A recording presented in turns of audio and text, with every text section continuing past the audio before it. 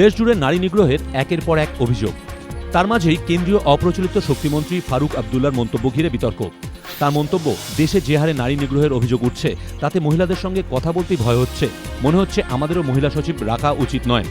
ফারুক আবদুল্লার মতো একজন কেন্দ্রীয় মন্ত্রীর মন্তব্যে সংসদের সম্মান ক্ষুণ্ণ হয়েছে।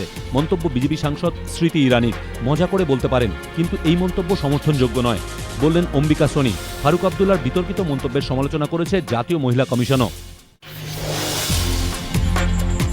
যৌন নিগ্রহে অভিযুক্ত অশোক কুমার গঙ্গোপাধ্যায়ের বিরুদ্ধে পদক্ষেপের জন্য অতিরিক্ত সলিসিটর জেনারেলের কাছে আইনি সহায়তা চাইল দিল্লি পুলিশ। অভিযোগকারিনীর সঙ্গে কথা হবে বলে পুলিশের তরফে জানানো হয়েছে। রাজ্য মানবাধিকার কমিশনের চেয়ারম্যান তথা সুপ্রিম কোর্টের প্রাক্তন বিচারপতি অশোক কুমার গঙ্গোপাধ্যায়ের বিরুদ্ধে কড়া ব্যবস্থার আর্জি জানিয়ে ইতিমধ্যেই রাষ্ট্রপতিকে চিঠি দিয়েছে মুখ্যমন্ত্রী। অশোক কুমার গঙ্গোপাধ্যায়ের বিরুদ্ধে যৌন ইঙ্গিতপূর্ণ আচরণের অভিযোগের প্রাথমিক সত্যতা মিলেছে বলেও সুপ্রিম কোর্টের 3 বিচারপতির বিশেষ কমিটি প্রধান বিচারপতিকে রিপোর্ট দিয়েছে। যদিও রিপোর্ট নিয়ে মুখ খোলেননি অশোক কুমার গঙ্গোপাধ্যায়।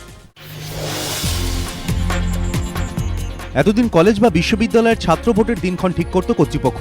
সরকারের নির্দেশে কার্যত পুলিশি নির্ঘণ্টেই এবার রাজ্যে ছাত্র ভোট। দুদিন আগেই লালবাজারে যুগ্ম কমিশনার এবং 3 জন ডেপুটি কমিশনার বৈঠক করেছেন কলকাতা, যাদবপুর ও প্রেসিডেন্সি বিশ্ববিদ্যালয়ের সঙ্গে। বৃহস্পতিবার কলকাতা, হাওড়া, হুগলি ও দক্ষিণ 24 পরগনার জেলা প্রশাসন ও কলকাতা বিশ্ববিদ্যালয়ের মধ্যে বৈঠক হয়। কার্যত পুলিশের প্রস্তাব মেনেই ঠিক হয় ভোট হবে 4 দফায়। কলকাতা বিশ্ববিদ্যালয় এবং তার অধীনস্থ 140টি কলেজে ছাত্রভোট 16, 18, 21 এবং 28 জানুয়ারি। এর মধ্যে 16, 18 এবং 21-এ ছাত্রভোট কলকাতা পুলিশের অধীন 84টি কলেজে। 18 জানুয়ারি বিশ্ববিদ্যালয়ের 6টি ক্যাম্পাসে ভোট।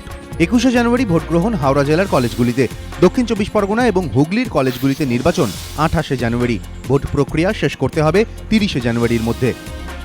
এক একটি কলেজে ভোটবিধি এক এক রকম। সেক্ষেত্রে ঠিক হয়েছে সংশ্লিষ্ট কলেজগুলি নিজস্ব সংবিধান মেনেই ভোট করবে নির্ধারিত দিনে। কোন কলেজে কবে ভোট হবে তার তালিকা তৈরি করবে পুলিশ। শহরের একাধিক জায়গায় একই বিল্ডিংয়ে 2টি কিংবা 3টি কলেজ রয়েছে। সেক্ষেত্রে ভিন্ন ভিন্ন দিনে হবে প্রত্যেকটি কলেজের ভোট। সারদা কেলেঙ্কারির পরই মুখ্যমন্ত্রী মমতা বন্দ্যোপাধ্যায় ঘোষণা করেন সাধারণ মানুষের আমানত সুরক্ষিত করতে রাজ্য সরকার নিজেই সঞ্চয় প্রকল্প চালু করবে। সেই মতো 6 নভেম্বর মুখ্যমন্ত্রী সেফ সেভিং স্কিম বা সুরক্ষিত সঞ্চয় প্রকল্পের আনুষ্ঠানিক সূচনা করেন। কিন্তু শুরুতেই সরকারের প্রকল্প খানিকটা হোঁচট খায়, কারণ United bank, Allahabad bank, UCO bank এবং স্টেট ব্যাংকের মাধ্যমে প্রকল্প শুরুর কথা থাকলেও শুধুমাত্র ইউবিআই প্রকল্পে যোগদান করে। কিন্তু প্রশাসনিক সূত্রে খবর, দেশের বৃহত্তম রাষ্ট্রায়ত্ত ব্যাংক স্টেট ব্যাংক অফ ইন্ডিয়ার সঙ্গে দফায় দফায় আলোচনার পর আপাতত প্রকল্পে যোগদানের ব্যাপারে তাদের সম্মতি আদায় করতে পেরেছে সরকার। স্টেট ব্যাংকের মাধ্যমে টাকা জমা দেওয়ার নির্দিষ্ট পে ইন স্লিপও ছাপা হয়ে গিয়েছে। 15 দিন থেকে 1 মাসের মধ্যে স্টেট ব্যাংকের যোগদানের বিষয়ে আনুষ্ঠানিক ঘোষণা হতে পারে। এবিপি গোষ্ঠী আয়োজিত তথ্য প্রযুক্তির রাজ্যযোগ্য ইনফোকম 2013-এ যোগ দিতে এসে স্টেট ব্যাংকের deputy managing director operations PK. Malhotra জানিয়েছেন, প্রকল্পটি নিয়ে এসবিআই কর্তৃপক্ষ ভাবনা চিন্তা করছে।